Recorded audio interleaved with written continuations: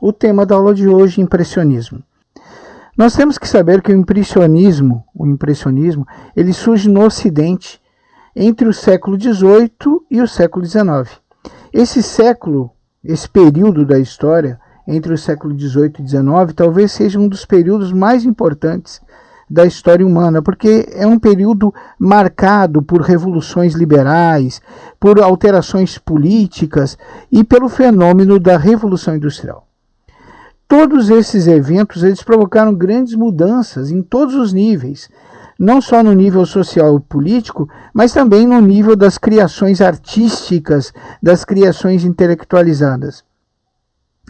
E essa estabilidade política, econômica e social, esses ares de mais liberdade, seria a Belle Époque, como diziam os franceses, da sociedade humana, porque havia um crescimento tecnológico que dava certeza ao homem de um futuro promissor.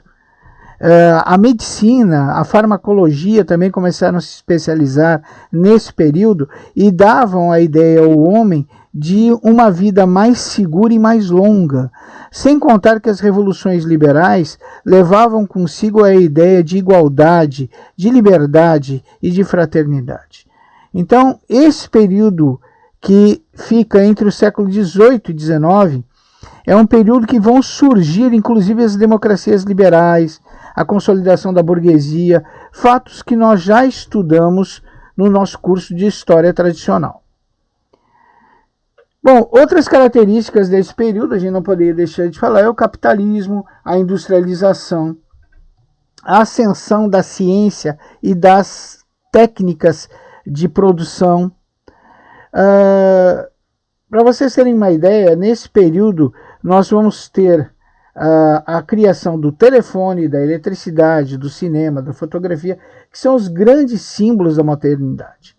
E a França, mais precisamente sua capital Paris, ela vai se tornar o centro cultural do mundo ocidental, porque em Paris vão surgir grandes exposições que são organizadas para apresentar todas essas inovações.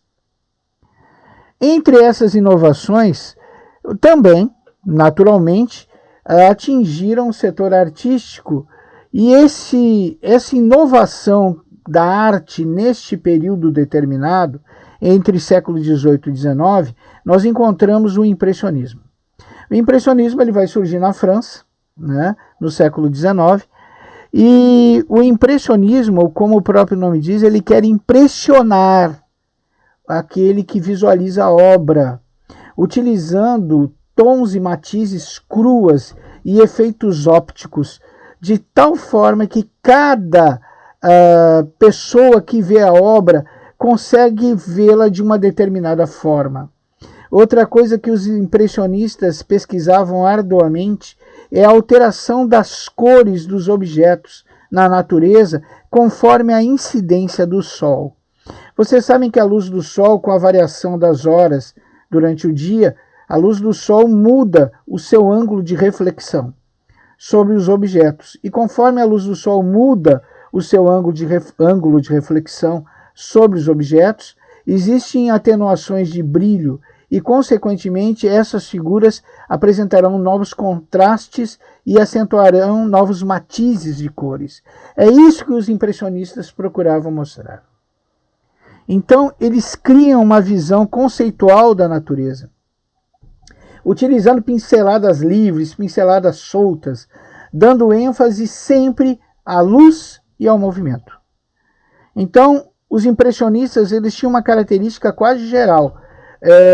Na maior parte das vezes, suas obras eram executadas ao ar livre, contrariando os clássicos e os neoclassicistas, que executavam suas obras, a maior parte das vezes, em estúdios, em ambientes artificiais. O nosso amigo impressionista, ele busca a natureza e busca a variação de matizes e cores segundo a variação da incidência da luz, né? É muito interessante a técnica impressionista. Claro que tudo que é novo requer tempo para ser aceito.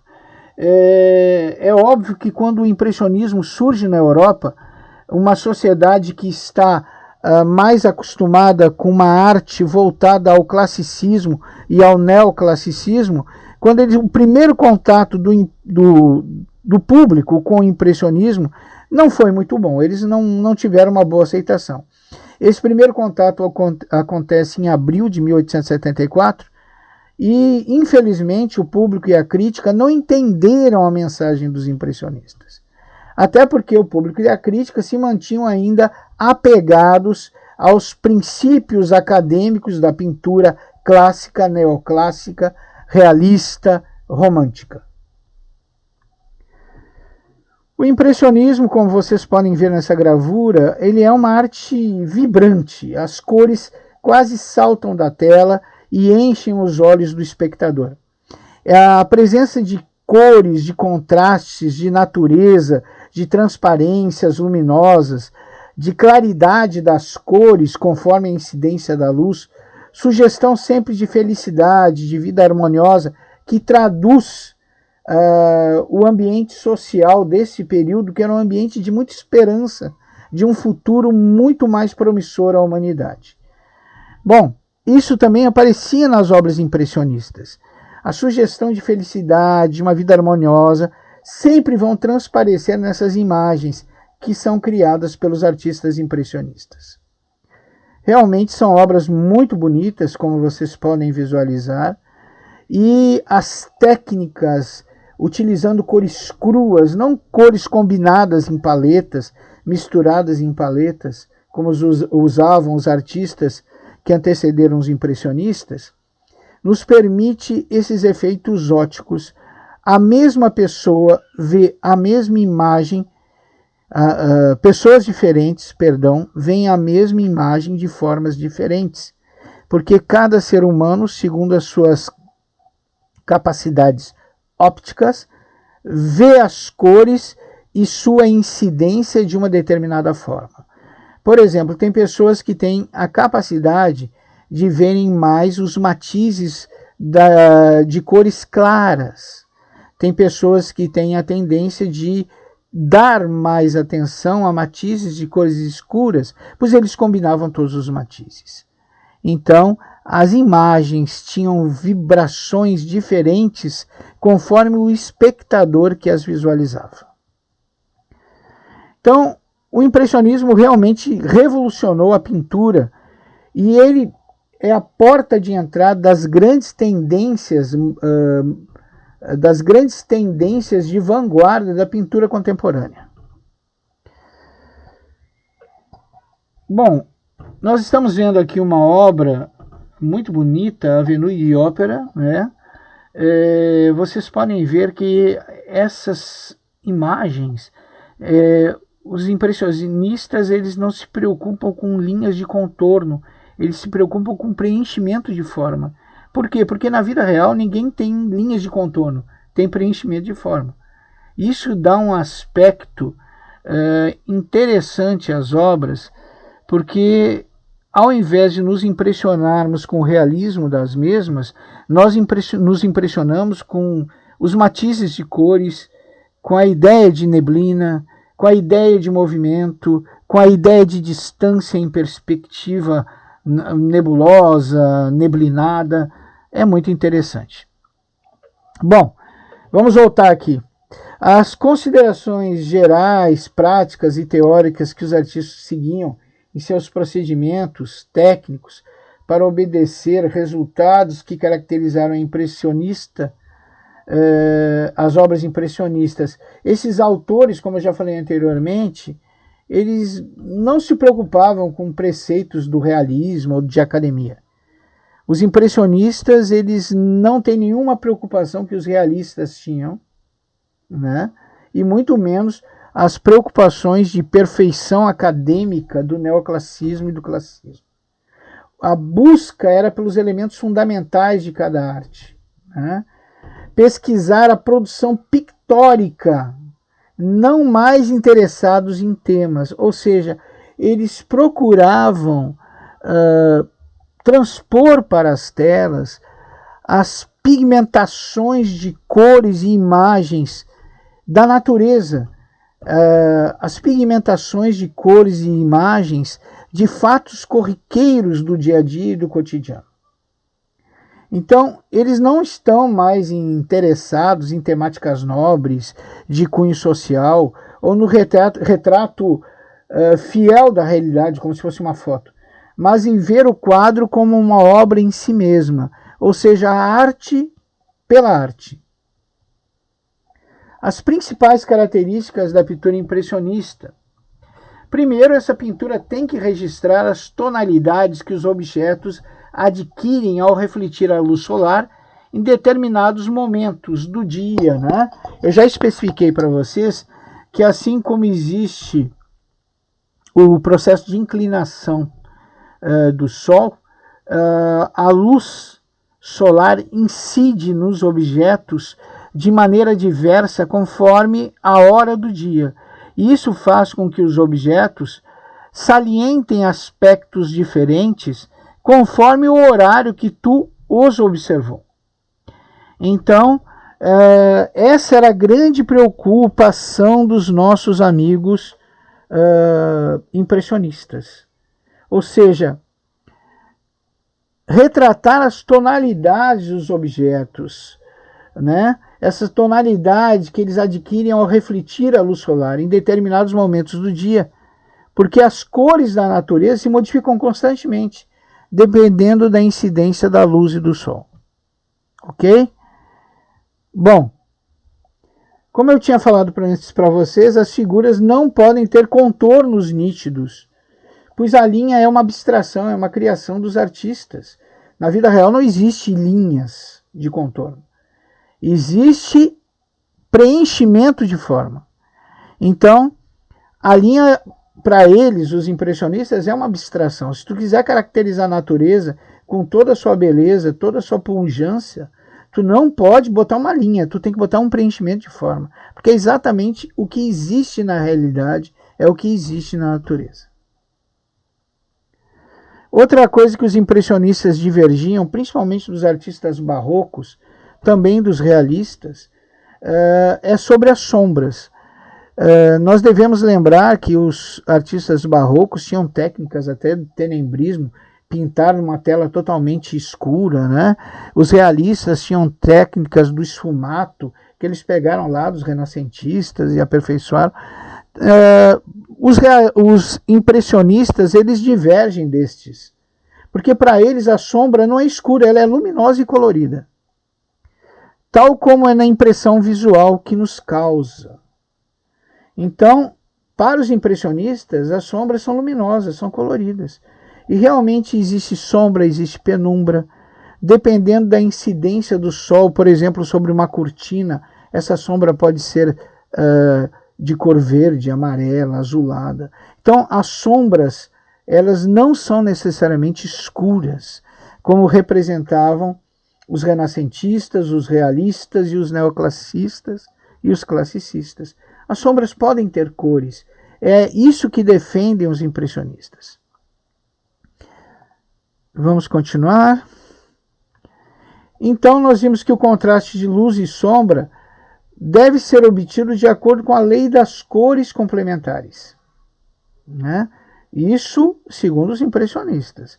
E os contrastes de luz e sombra devem ser obtidos de acordo com a lei das cores complementares. Assim, o amarelo próximo a um violeta produz uma impressão de luz e de sombra muito mais real que o claro escuro, tão valorizado pelos pintores barrocos. E aqui vem uma característica impressionante dos nossos amigos impressionistas, que eles foram, não vamos dizer os pioneiros, porque Da Vinci já usou em suas obras um pouco dos efeitos ópticos, mas eles conseguiram trazer esses efeitos ópticos principalmente para as cores, né? Então, os nossos amigos impressionistas, para eles, as cores e tonalidades não devem ser obtidas por misturas nas paletas do pintor. Então, como faziam os pintores anteriores, eles misturavam cores e obtinham uma nova cor, para conseguir o efeito desejado na tela. Para os impressionistas, é muito antes pelo contrário. As cores devem ser puras e desassociadas. Então, não deve associar as cores. Nos quadros, as cores têm que ser puras e desassociadas. E em pequenas pinceladas, as famosas pinceladas soltas. Para que quando o observador visualizar a pintura, ele combine as cores nos seus olhos, obtendo o resultado final através de uma técnica óptica, de um efeito óptico, ou seja, a mistura de cores não se dá na paleta do pintor que entrega uma nova cor pronta no quadro. Eles colocam cores puras, cores primitivas, lado a lado, e muito próximas, de tal forma que quando o observador visualiza a imagem, devido à nossa capacidade sensorial óptica não ser muito aguçada, a capacidade sensorial óptica do ser humano é muito fraca, vamos dizer assim, tem um nível muito baixo. Então, quando existem cores cruas muito próximas e não existe contorno de forma, os próprios olhos pregam uma peça no observador e misturam essas cores. Por isso que muitas vezes as obras impressionistas são visualizadas por pessoas diversas que têm visões ópticas diversas. Isso devido a essa técnica que as tonalidades das cores não devem ser obtidas por misturas de tintas na paleta, né? Mas que elas devem ser, pelo contrário, puras e desassociadas. As ações que caracterizam o impressionista. O impressionista ele quer romper com o passado. Até porque esse período do século XVIII ao século XIX é um período que se caracteriza pela evolução técnica científica e uma visão do passado como algo que não foi tão bom assim. Até porque os burgueses estão tomando o poder, o capitalismo está se acentuando, e realmente o passado não foi muito bom para a classe burguesa. Eles enriqueceram no passado, mas eles não eram bem tratados no passado. Como nós estudamos em história, a classe burguesa, durante muito tempo, foi tida pela igreja tradicional como pecadora, praticando o pecado da usura, que é aquele que enriquece sem o próprio esforço físico, mas explorando a necessidade do seu semelhante. Mas agora os burgueses são a classe social em ascensão e eles não querem mais esse passado. Eles querem romper com o passado. A sociedade influenciada pela classe burguesa, alvoroçada, vamos dizer assim, feliz com os descobrimentos técnicos científicos e com a possibilidade de um futuro promissor, quer também aceitar esse rompimento com o passado. E logo, se a sociedade quer romper com seu passado e os artistas e suas obras refletem a sociedade, os pintores impressionistas também querem romper com seu passado. Outra coisa que nós já falamos, os pintores impressionistas, eles têm suas obras muito baseadas na reflexão da luz e na sua variância em determinados momentos do dia. Então eles fazem muitas pesquisas sobre óptica e sobre as ilusões que pode se obter com cores primitivas e desassociadas, né? Então essa é a grande pesquisa. O Claude Monet, ele quase ficou cego de tanto se preocupar com a observação da luz. Bom, outra coisa que se eles querem romper com o passado, é óbvio que eles são contra a cultura tradicional. Eles querem pertencer a um grupo individualizado. Falar de arte, sociedade, etc., não concordar com as mesmas coisas, porém discordar do mesmo. Ou seja, os impressionistas podem pertencer a uma mesma coisa, que é o estilo impressionista, mas não são obrigados a pertencer a uma linha estética única para serem reconhecidos. Os artistas impressionistas poderiam ter linhas estéticas próprias, estilos próprios, poderiam discordar das obras dos seus colegas sem nenhum problema. Pintar sempre para o exterior, que com a evolução da indústria proporciona telas com mais formatos, tubos com mais tintas, entre outras coisas, né? Bem, os principais artistas impressionistas. Nós salientamos Claude Monet, que foi um pesquisador da luz e seus efeitos. Isso lhe custou praticamente a visão. Ele pinta vários motivos em diversas horas do dia, ou seja, várias imagens, a mesma imagem, mas em diversas horas do dia, para demonstrar como existem mutações nas cores conforme a incidência da luz e sua variância durante o dia, né? Ou seja, conforme muda a luminosidade do ambiente. Não podemos esquecer também do mais popular impressionista, que é o Auguste Renoir, é o mais popular de todos. Entre todos foi o que teve maior reconhecimento da crítica, ainda em vida, porque se nós formos pegar pintores famosos, por exemplo, o Van Gogh, ele durante a vida inteira dele vendeu 3 quadros, ele morreu na mais negra miséria. No entanto, depois da sua morte, sua obra foi reconhecida e um quadro de Van Gogh hoje tem um preço astronômico. O Renoir teve sorte, esse pintor impressionista, o Renoir teve sorte, porque ele conseguiu uma coisa rara para os artistas, que é o reconhecimento da crítica ainda em vida. Os quadros do Renoir, eles eram quase ingênuos, eles eram otimistas, ele sempre procurava manifestar ingenuidade, alegria, e principalmente a intensa movimentação da vida parisiense no fim do século XIX. Ele tinha uma fixação por pintar o corpo feminino, mas não com ideias erotizantes, né? Ele pintava o corpo feminino com formas puras, isentas de erotismo e sensualidade. Preferia sempre os nus ao ar livre e as composições com personagens da vida cotidiana. Os retratos de naturezas mortas também eram da preferência de Renoir. Nós temos outro artista impressionista de igual fama, Edgar Degas. Ele teve uma formação acadêmica, ele tinha grande admiração por Ingres. Na sua formação foi acadêmica, ele admirava muito Ingres. Isso fez com que ele valorizasse o desenho, não apenas a cor, que era a grande paixão do impressionismo. O pintor, ele tinha poucas horas de paisagens e cenas ao ar livre. Ou seja, apesar de ele ser impressionista, ele era um pintor mais de estúdio. E os seus ambientes e seus quadros geralmente são interiores, em lugares fechados, e a luz geralmente é artificial que ele retrata. Mas a grande preocupação dele era colocar nos seus quadros instantes das vidas das pessoas. Conseguir captar o momento do movimento de um corpo ou da expressão de um rosto. Isso talvez porque o nosso amigo Degas era um aficionado pelo teatro de bailados, pelo teatro musical. Aí nós estamos vendo uma obra de Degas muito bonita, que são as bailarinas. Nós temos Edouard Manet, né? Os seguidores de Manet sempre viram que a arte tradicional representava homens e objetos. Mas representava homens e objetos sobre condições muito artificiais, muitas vezes com combinações de cores de paletas que nem existiam na natureza.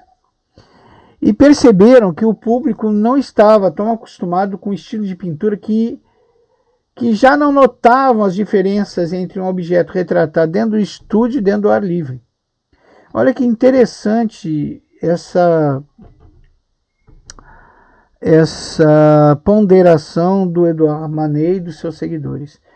Ele dizia que os espectadores de arte estão tão acostumados com pinturas criadas dentro de estúdios, com cores que nem existiam, com combinações de cores e matizes que nem existiam na natureza, que eles não tinham mais a capacidade, os observadores de arte, de diferenciar um quadro que foi feito dentro de um estúdio e um quadro que foi pintado na natureza. Né? Então,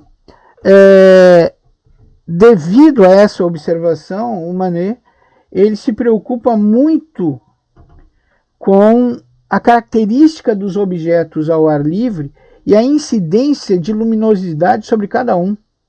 Ou seja, Manet é o que mais se preocupa não só com a incidência da luz, mas com os matizes de cores que essa incidência provoca sobre esses objetos. Né? Então, conforme a incidência da luz, um matiz de cor diferente sobre aquele objeto. E esses matizes de cores vivos na natureza, eles adquirem formatos que se combinam nos nossos olhos, com efeitos ópticos e não com efeitos de tela criados em estúdios, em ambientes artificiais. Tá certo? Então, nós devemos entender que Manet, ele expressa em suas obras pontos cruciais, pontos básicos da teoria dos impressionistas, de matiz, incidência de luz e das características dessa incidência ao ar livre. Bom, vamos continuar. Aí vocês têm uma obra muito bonita de Edouard Manet, né? Que são as corridas de Longchamp. Bom, no início do século XX, o Eliseu Visconde, que sem dúvida é o maior artista impressionista brasileiro, né? Ele traz o impressionismo para o Brasil, traz para o Brasil as técnicas impressionistas, até porque ele foi fazer um curso na França, né? E o nosso amigo Eliseu Visconde, trazendo essas técnicas e trazendo o impressionismo para o Brasil, ele vai ser a porta de entrada para os futuros estilos artísticos contemporâneos brasileiros. Então, o Eliseu Visconde é o pintor que tem destaque no Brasil dentro do impressionismo. Ele nunca se preocupou em imitar modelos clássicos ou reproduzir obras dos impressionistas mais famosos, né? Ele, como todo impressionista, ele tinha uma busca incansável para registrar os efeitos do sol sobre os objetos e sobre os seres humanos. É isso que ele procurava registrar, ou seja, os matizes, as tonalidades de cores que os objetos recebem pela incidência do sol em diferentes horas do dia. Então nós já falamos isso, que ele ganhou uma viagem para a Europa e lá ele teve contato com os impressionistas e recebeu grande influência desses e trouxe tudo isso para a pintura brasileira. Os principais pintores impressionistas brasileiros, sem dúvida nenhuma, o primeiro, Eliseu Visconde, mas nós temos obras de Almeida Júnior, Timóteo da Costa, Henrique Cavalheiro e Vicente do Rego Monteiro. Ok? Então, nós estamos vendo que o impressionismo também chegou ao Brasil. Aí nós temos algumas obras do Timóteo da Costa, que é o Passeio Público, de 1919, e do Henrique Cavalheiro, que é Rio Tarde, né? Que está na Pinacoteca Barão de Santo Ângelo, perdão. Vamos falar um pouquinho mais sobre o Vicente de Rego Monteiro. Ele nasceu em Recife em 1899, é um artista.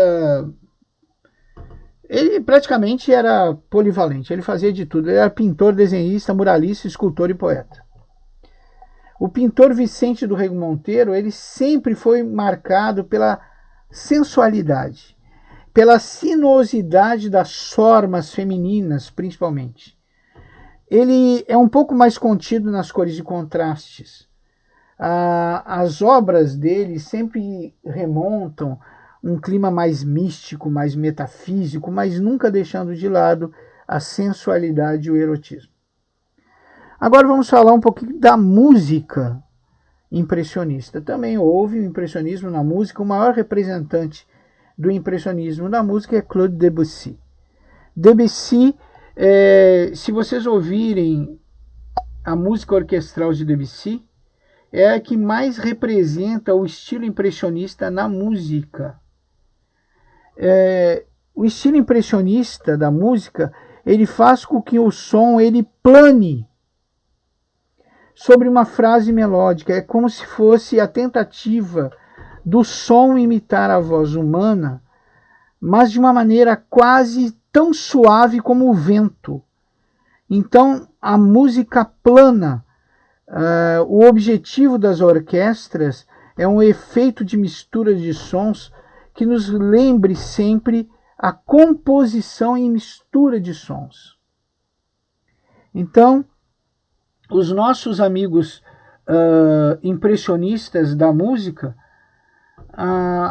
as melodias deles são pouco angulosas, são mais sensuais e etéreas. O efeito de som é muito importante, assim como o efeito óptico era importante para os pintores, o efeito de som é muito importante para os músicos impressionistas. Gente, nós fizemos um apanhado aqui do impressionismo, espero que vocês tenham gostado.